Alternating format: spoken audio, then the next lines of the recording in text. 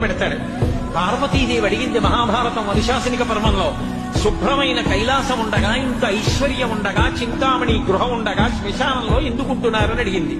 అడిగితే ఆయన చెప్పాడు, పార్వతి బతికున్న నాళ్లు అన్ని చోట్లకి వెడతారు, ఏమీ తోచట్లేదు, శ్మశానానికి వెళ్ళొద్దామని ఎవరు రారు పార్వతి.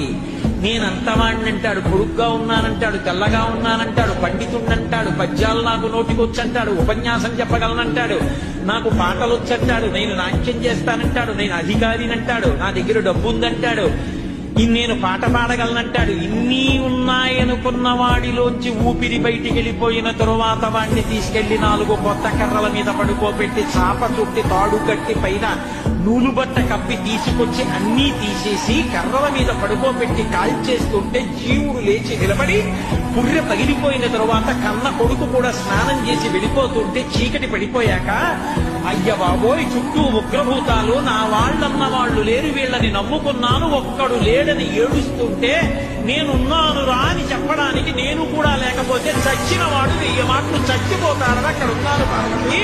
నా కర్మకాలక్కడేనా